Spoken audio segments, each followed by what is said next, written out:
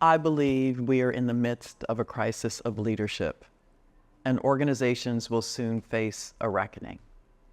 As a result of this crisis, too many people in the workforce, including leaders, are currently suffering from stress, fear, imposter syndrome, and poor mental and physical health. I'm committed to developing more conscious, caring, effective, and inspired leaders, the ones in leadership roles, or as I call them, the 5%. While the 5%, those currently in leadership roles, could be the remedy to our ailments, given the power and authority they wield by virtue of their positions, their interests are not aligned with the majority. Too many of these individuals fear they have too much to lose. They ascribe to the dualistic and rather primitive scarcity us versus them, kill or be killed mindset, versus one of unity, abundance, and collective benefit. As for the rest of the workforce, the 95%, I want to convince you of the agency, insight, influence, and sheer power you have to rectify the imbalances, injustices, and inequities that have come to define our organizational systems. I intend to empower you to participate in reimagining a workforce that supports the needs of not only our workers, but our families, our communities, our civilization, and our planet. We are not helpless cogs in a wheel. We are not victims, but agents of change, evolution, truth. And it all starts when we choose to hold ourselves accountable for, embody, and expect integrity, empathy, and competence for ourselves, as well as those in leadership roles. Let the 595 solution begin. Fair warning, this one is kind of deep, so settle in. Maybe I can share with you how this awareness of the 595 solution has emerged for me over several decades and several careers, not just jobs. I've changed careers through deliberate action based on what I've learned previously. I moved from banking and real estate to executive recruiting. It was in that space that I observed senior leaders and their behaviors up close. Initially, I was confused because I had operated under the assumption that the best and the brightest made it into the leadership ranks. As a Black woman, I had observed best and brightest usually meant white men. Thing was, that didn't hold true in my experience.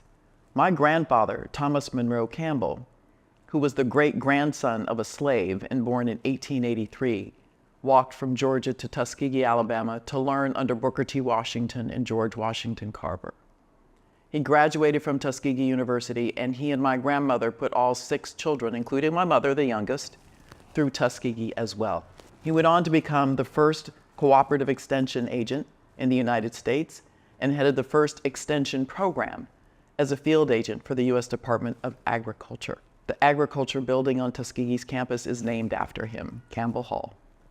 Regrettably, my grandfather passed away before I was born, but I feel his presence and embody his values.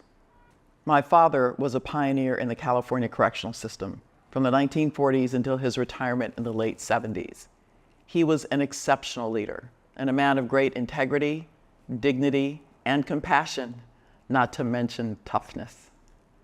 These Black men and women, like my grandmother, mother, and aunts, all of whom were also educated professional women, were my role models, but were not generally welcome in the elite ranks of corporate and other institutional systems. Why am I sharing all of this? Because I want you to appreciate the increasing dissidence emerging in my consciousness as I moved through my career. These systems, decades later, as I entered into them in the 80s and 90s, expressed a commitment to fairness, inclusion, and a meritocracy, but did not live by their proclamations. The systems were intentionally designed to serve the few. Those who were allowed to be admitted to leadership positions were expected to protect their positions of power and authority. This, in my observation, was the first failing, a need to limit the ranks of power to the few who believed themselves worthy and inherently better than others.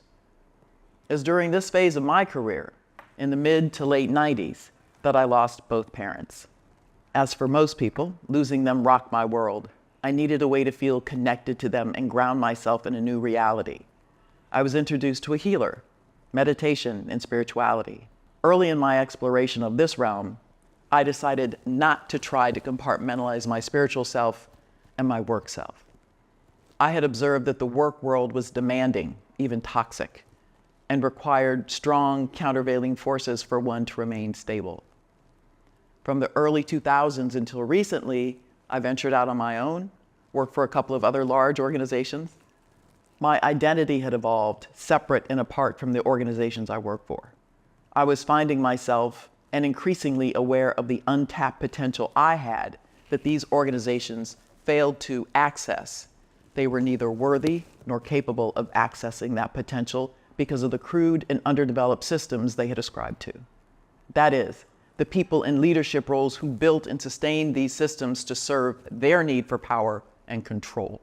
The second failing was in holding on to systems that ultimately limit the potential contributions of the masses out of belief of entitlement and/or superiority, a mindset rooted in fear. I'm not suggesting there were only two failings. There have been many. But I'm just trying to briefly chronicle the events of my life that have led me to this truth. The emperor has no clothes.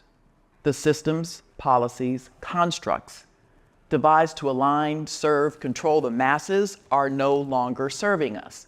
The old models of how leaders should behave, the traditional hierarchies borrowed from the military, aren't working. In fact, they are weakening our efficacy in our individual and collective spirits. In truth, this is something many of you have come to know, but not express for fear of being rejected or criticized. I get it.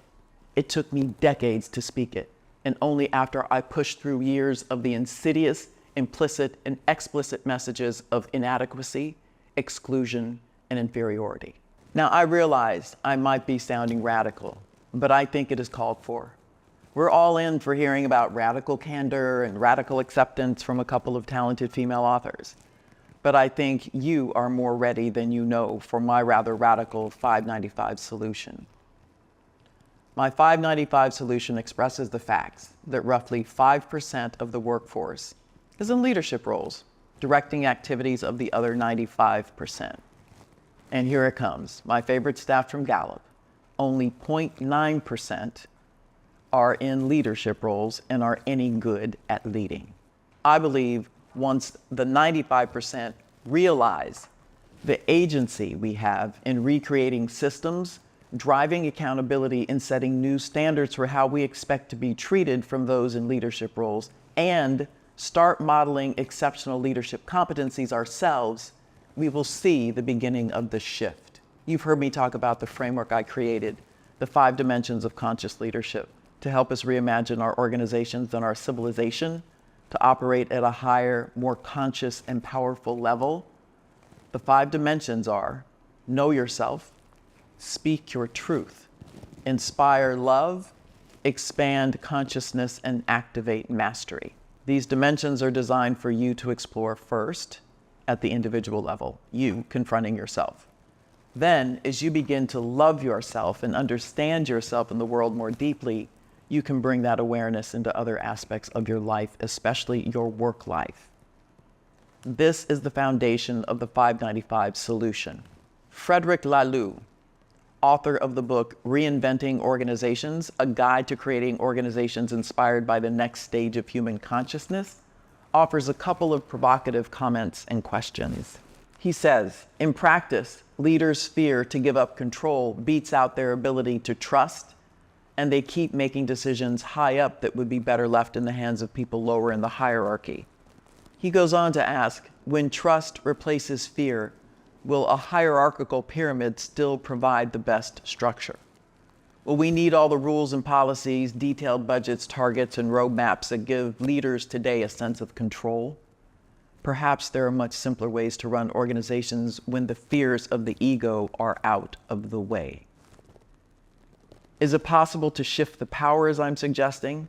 As far as I'm concerned, it's not only possible, it's imperative.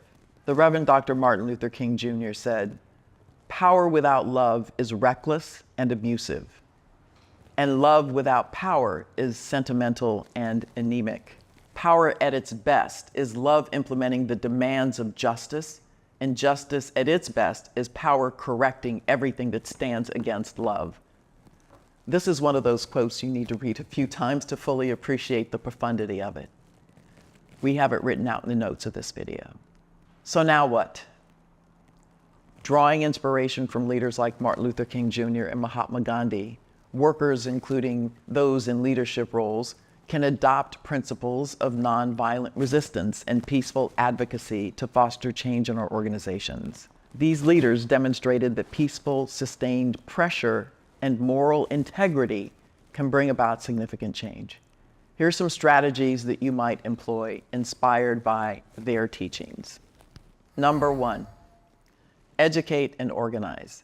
Both King and Gandhi emphasized the power of education and organization before taking action. Employees can form or join existing groups within their organizations that aim to promote change, think ERGs. These groups can serve as platforms for sharing information, educating each other on rights, responsibilities, and strategies for positive change and organizing collective actions. Discuss and negotiate. Following the teachings, once again, of these masters, initiating open and honest dialogues with management can be a way to express concerns and seek solutions. It's essential to approach these conversations with clear objectives and a spirit of cooperation, aiming for solutions that benefit both employees and the organization. Number 3, advocate publicly, utilizing public platforms such as social media, community gatherings, or the press to advocate for change within an organization can increase pressure on management to address grievances. Number 4, lead ethically. Encouraging and supporting individuals within the organization to lead by example can be transformative. Identifying and promoting leaders who embody ethical principles and who are committed to the welfare of all employees can help shift organizational culture. So these strategies, rooted in the principles of dignity, nonviolence, and justice, can help employees advocate for a healthier, more respectful, and more equitable workplace. And here's what I want you to take away. The crisis of leadership across all segments of our society facing us today represents the opportunity of a lifetime for us to answer the call from wherever you are to effect change. We all have lessons, messages, stories embedded in our respective journeys that, when explored, reveal our need for self-love and meaning. My 5 dimensions of conscious leadership are a framework to help us reimagine our organizations and our civilization to operate on a higher, more conscious and powerful level based on self-love and awareness. When we individually commit to developing and honoring ourselves, we invite a collective consciousness that elevates the workplace, organization's overall performance and profitability, and the planet. I urge you to dig deep, release fear, embrace love, and be a part of the 595 solution.